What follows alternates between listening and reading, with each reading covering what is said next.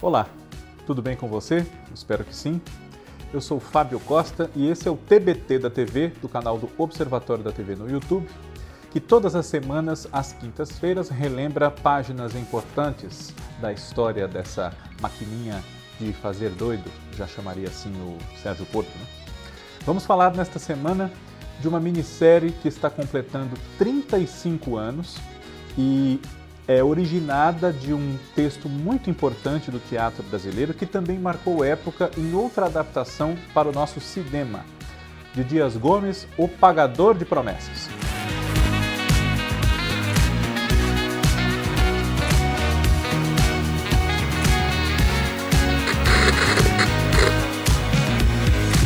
Antes de falarmos sobre o Pagador de Promessas, aqui no nosso TBT da TV desta semana, farei a vocês os meus pedidos de sempre.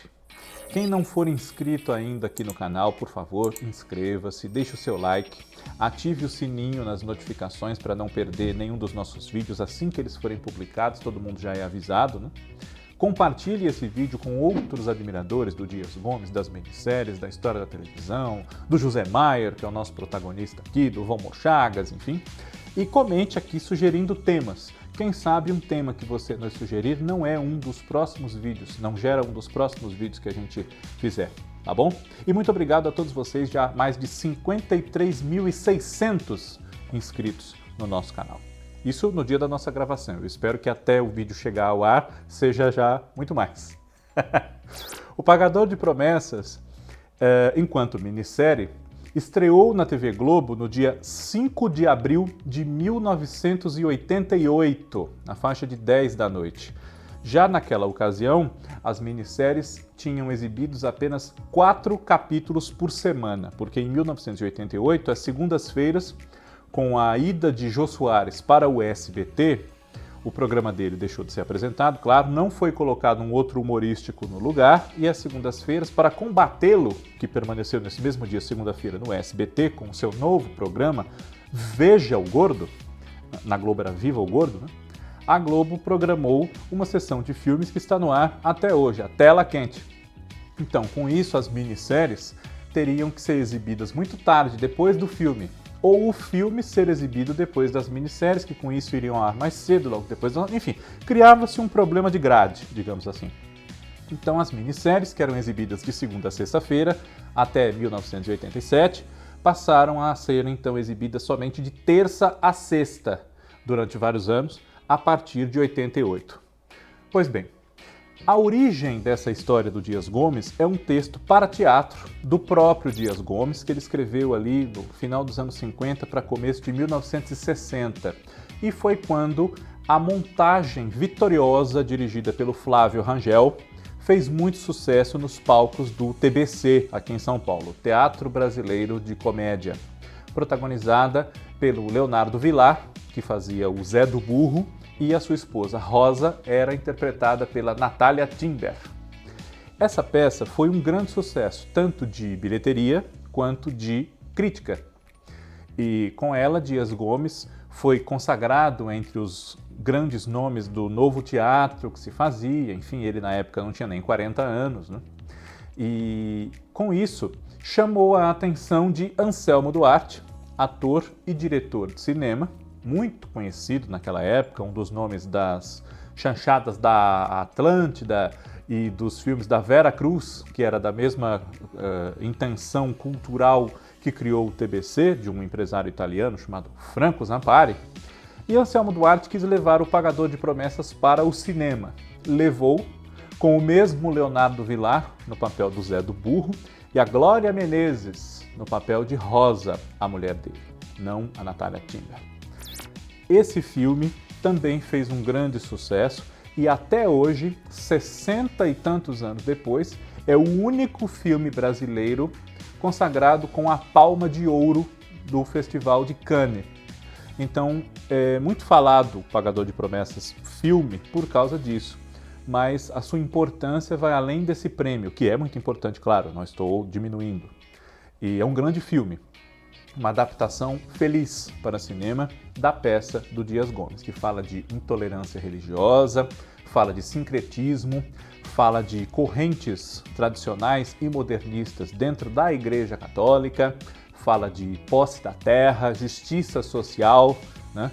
Tudo isso para contextualizar esse nosso personagem principal, que é o Zé do Burro, na televisão, interpretado pelo José Maier.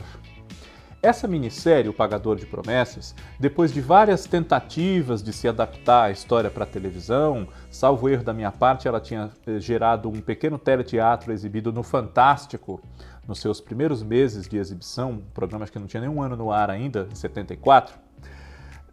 Mas O Pagador de Promessas, justamente por causa dessas temáticas que eu citei, sempre foi uma obra muito prestigiada, mas que chamava muita atenção da censura. Além do fato de ser do Dias Gomes, um autor bastante visado, sabidamente comunista, uma pessoa de esquerda, com ideias que não agradavam à ditadura militar. Então, O Pagador de Promessas era uma obra que criava-se um caso com ela para exibir na televisão. Ela não renderia uma novela, que é um produto com outra linguagem, bastante mais longo, enfim, uma novela a partir do Pagador de Promessas seria uma coisa mais temerária, mas uma minissérie sim.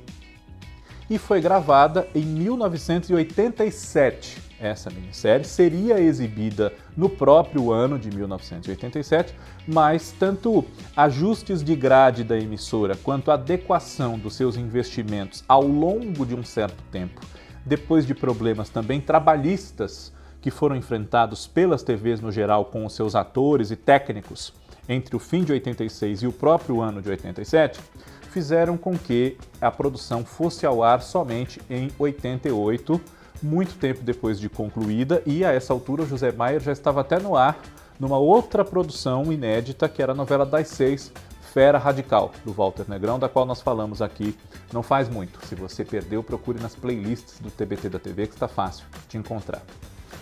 Quem dirigiu a minissérie O Pagador de Promessas foi uma cineasta, Shizuka Yamazaki. Inicialmente, o projeto havia ficado a cargo de Paulo José, que pouco antes havia dirigido uma outra adaptação de um clássico, esse literário, para uma minissérie, O Tempo e o Vento, de Érico Veríssimo. Mas, entre as idas e vindas, vai fazer, não vai fazer, adiou, ampliou, diminuiu a minissérie, enfim, o Paulo José acabou deixando o projeto e com isso a Shizuka o assumiu. Zé do Burro, o personagem do José Maier, é um agricultor bastante humilde, que não se envolve em problemas, digamos assim, vive o seu dia a dia de criar suas cabras e vender, fazer os subprodutos ali da criação das cabras, enfim. Tem um irmão que o ajuda na lida diária de trabalho, o Lula, que é o Diogo Vilela, e os dois são filhos da dona Teca, que é a Yara Lins. No início da minissérie, nós acompanhamos os últimos dias de Zé do Burro antes do seu casamento com uma noiva que ele tem, uma moça muito bonita, chamada Rosa, que é a Denise Milfon. A Rosa é filha de um amigo do Zé, também ali um pequeno agricultor, criador, seu Romualdo, que é o Arildo Deda, e também filha da personagem da Maria Silvia. Pois bem, os dois se casam. Esse casamento deles é celebrado pelo Padre Eloy, na cidade onde eles moram, Monte Santo, na Bahia. Padre Eloy é o personagem do Osmar Prado. E o casamento de Zé e Rosa é o último celebrado pelo Padre Eloy. Ele, que era uma pessoa bastante politizada, conscientizava os pequenos proprietários ali acerca do grande poder que podia tomar as terras deles, aumentar as injustiças, enfim. E isso incomodava muito, vamos dizer, os poderosos, especialmente um que tinha terras a serem disputadas com esses pequenos proprietários. E ele tinha uma escritura, uma certidão de que era dono dessas terras, mas essas pessoas estavam lá há mais tempo e antes do que ele, que é o Tião Gadelha, personagem do Carlos Eduardo Dolabella. E, inclusive, nessa disputa de terras, os pequenos proprietários organizam todo dia, à meia-noite, o que eles chamam de o vento da meia-noite. Vão lá e derrubam a cerca que demarca a terra que pertence a Tião Gadelha e toma terras que eles enxergam como deles.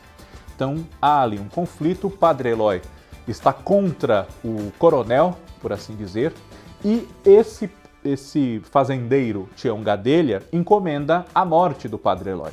Ele é assassinado por um matador de aluguel que é interpretado pelo pelo Joel Barcelos, um sergipano do olho amarelo, o melhor tipo de matador, segundo a história. E quem é o oficial de caveira que contrata essa morte do Padre Eloy é um falso amigo do padre, o Rupió, interpretado pelo Jofre Soares. E não pelo Enio Santos, como algumas fontes dizem que foi. Talvez o Enio Santos fosse interpretar o personagem, mas assim como Paulo José, esteve no projeto por um tempo e acabou não integrando-o, digamos, né? A minha suspeita nesse caso é essa. Em todo caso, a minissérie existe em DVD, logo mais talvez esteja no Globoplay, uma coisa ou outra você pode assistir talvez na internet, no YouTube, enfim, está lá. O Rupió é o Jofre Soares. Pois bem,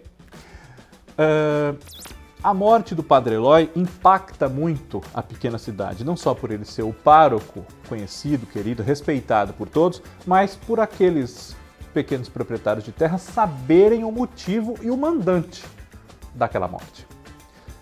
Nessa mesma ocasião, logo depois de se casar e em meio à revolta pela morte do padre, o Zé sofre um grande baque, que é, numa noite de muita chuva, o seu burro de estimação, o Nicolau, que é muito inteligente, só falta falar, um raio cai sobre uma árvore e essa árvore fere gravemente por aqui, assim, no pescoço, perto da cabeça, o Nicolau.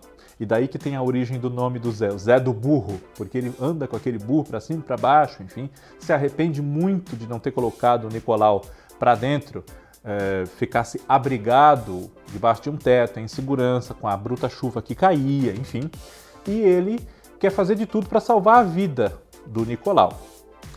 Ante a falta de maiores recursos, embora ele até chame um veterinário da região, o Dr. Quindim, que é o Lúcio Mauro, ele recorre, num ato de desespero, a uma mãe de santo que mora ali por perto, que é o papel da Zeni Pereira.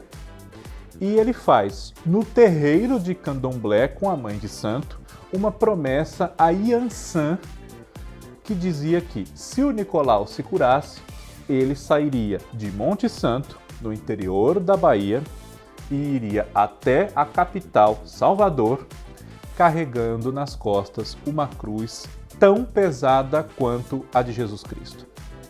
O burro se salva e ele então tem que cumprir a promessa. Pega a mulher inclusive pela sua obrigação de mulher, né, ela tem que ir junto com ele, por assim dizer, e eles saem na sua jornada a pé, ele carregando a cruz até Salvador, na igreja de Santa Bárbara. Santa Bárbara, para as religiões de matriz africana, para o candomblé, enfim, é a similaridade que existe com o Yansan, seria a mesma figura. Mas, por conta dos preconceitos e da intolerância, a Igreja Católica, retratada pelo Dias Gomes no Pagador de Promessas, e aí eu relembro que foi escrito nesses idos de 1960, não aceitava que houvesse essa identificação, e de muitos outros santos, inclusive, com figuras do candomblé.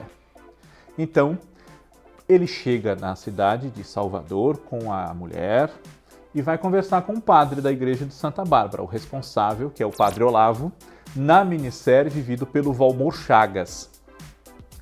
O padre se sensibiliza muito com aquela promessa, com tudo que ele foi capaz de fazer pelo Nicolau, e a conversa vai, não que o Zé queira enganar o padre, mas na sua ingenuidade e na pureza da sua fé, ele não revela de pronto que fez a promessa num terreiro de candomblé para Yansan.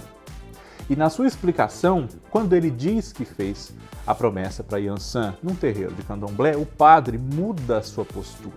De receptivo, simpático, orgulhoso e compreensivo, ele passa a ser a maior pedra no sapato do pobre do Zé do Burro, porque ele não compreende que aquela figura, um homem do interior que cria cabras, enfim, não tem a percepção de que Yansan e Santa Bárbara não são a mesma coisa. Para ele, padre. Para ele lá, sim. Então, a promessa não tem por que ser recusada no seu cumprimento pelo padre. Ele tinha que entrar na igreja com a cruz e levá-la até o altar, onde se ajoelharia diante da imagem da santa e agradeceria. Mas por conta dessa natureza, digamos assim, torta, como a promessa foi feita, o padre não quer deixar o homem entrar na igreja por nada. E chama-se a atenção do próprio povo, que vai se juntando ali em torno daquele homem que não pode entrar na igreja. Mas o que é isso? Foi capaz de vir de tão longe, tá? Chama a atenção da imprensa, claro. Há um jornalista chamado Aderbal, que é o Guilherme Fontes, que vê naquela atitude, conversando com o Zé e com a Rosa, eles falam da disputa de terras na região deles, falam que a promessa também abarcaria dividir as terras deles com outras pessoas que têm menos. Então, o Zé vai sendo construído como um mártir da reforma agrária, da igualdade social, uma pessoa que desafia a igreja, enfim. Uma coisa que ele não tinha nenhuma intenção de ser. Ele queria apenas cumprir a sua promessa e voltar para a sua vidinha. A cada dia a tensão vai aumentando e o grande palco dos problemas da vida do Zé do Burro é a escadaria da igreja, onde tudo acontece. Aquela figura também não é muito bem vista pela polícia, justamente por causar um mal-estar com a igreja e possíveis revoltas populares ali a seu favor. Então ele passa a ter olheiros da polícia ali por cima dele. O Emiliano Queiroz faz uma figura dessas, né? E, claro, a sua esposa, jovem, bonita, que não acreditava muito na validade dessa promessa e não gosta também da proporção que a coisa toma, acaba enredada por um deslumbramento que ela tem por um cafetão chamado Bonitão, que é o Nelson Xavier. Oriovaldo, com O no começo, é o nome dele, ele diz na minissérie. E ele é alvo de um grande ciúme de uma das prostitutas que ele domina, que é apaixonada por ele, a Marli, que é a Joana Fon, e ela faz um escândalo público, torna pública a informação de que o Zé do Burro foi traído pela Rosa, chama ele de corno, esse tipo de coisa, enfim, ele fica muito humilhado, né, decepcionadíssimo, com toda a razão, enfim. E a história vai caminhando para cada vez mais tudo de ruim acontecendo com o Zé a partir do momento em que ele saiu da casa dele para cumprir a promessa. O padre Olavo chega a pedir ajuda, claro, ao seu superior, o bispo, que é o Dom Germano, personagem do Mário Lago.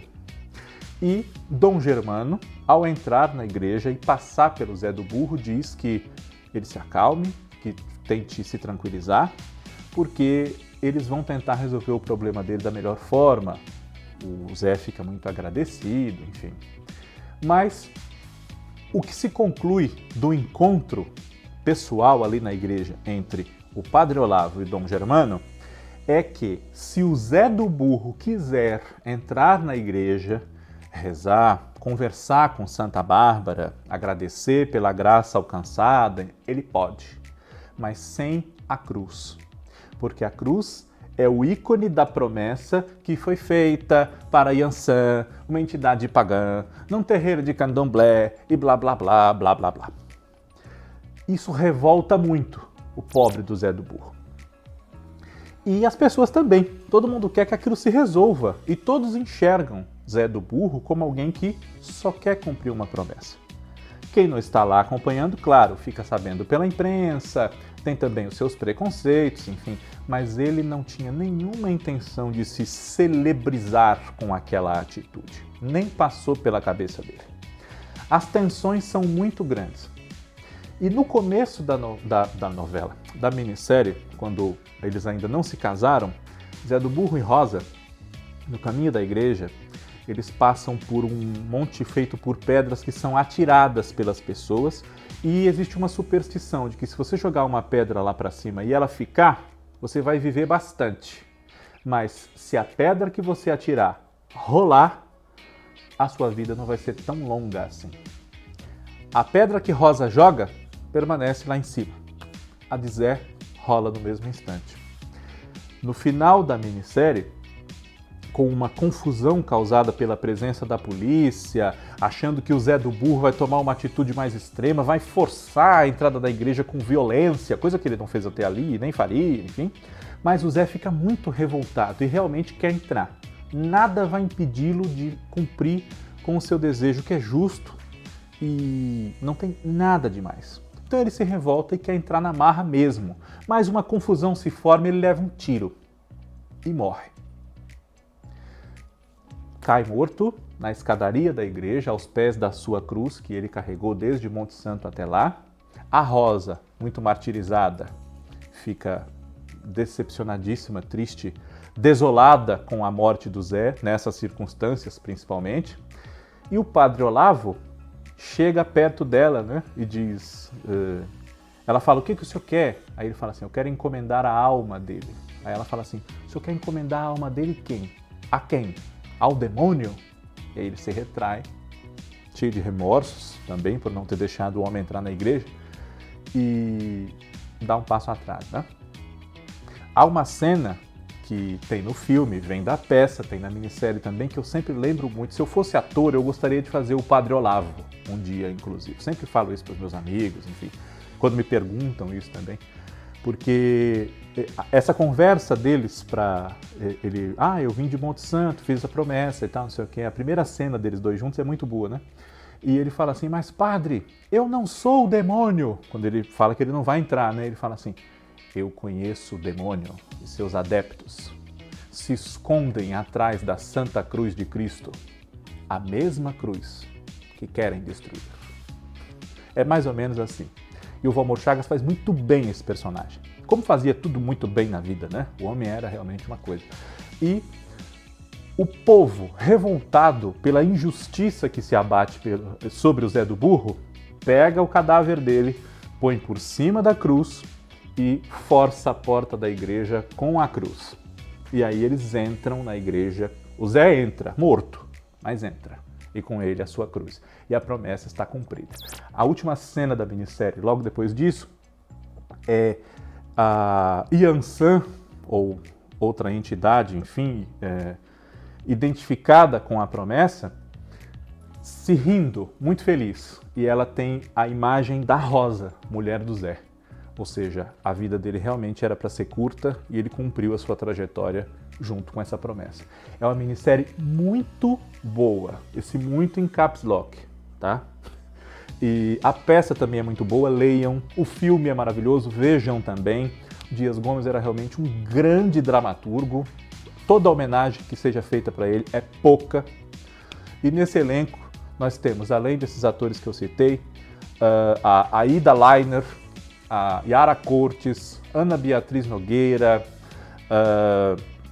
a Ângela Figueiredo também faz essa minissérie, a Chica Xavier, o Estênio Garcia, enfim, é uma coisa fantástica, um grande trabalho que marcou a chegada da Tezuka Yamazaki à televisão.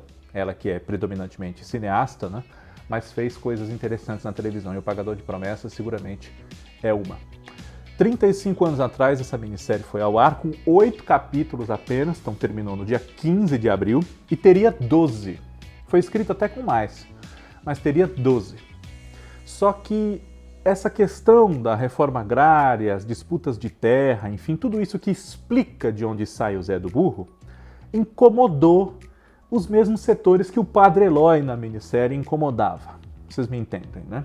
E o doutor Roberto Marinho, dono da empresa, chegou a pensar até em suspender a exibição da minissérie, mas Boni, enfim, os responsáveis pela programação, pelo lado artístico, falaram, não, doutor Roberto, então nós adaptamos aqui, enfim, tiramos coisas que estão dando problema, por assim dizer, e nisso enxugaram 4 capítulos da história. Ela foi ao ar apenas com 8, isso deixou o Dias Gomes bastante frustrado, inclusive, isso se tornou público na época, mas esses 8 capítulos que ficaram, e ela foi lançada integralmente em DVD, mostram que, mesmo com esses 4 capítulos a menos, o resultado é muito bom enquanto dramaturgia. E podemos ver as origens do Zé do Burro, sim.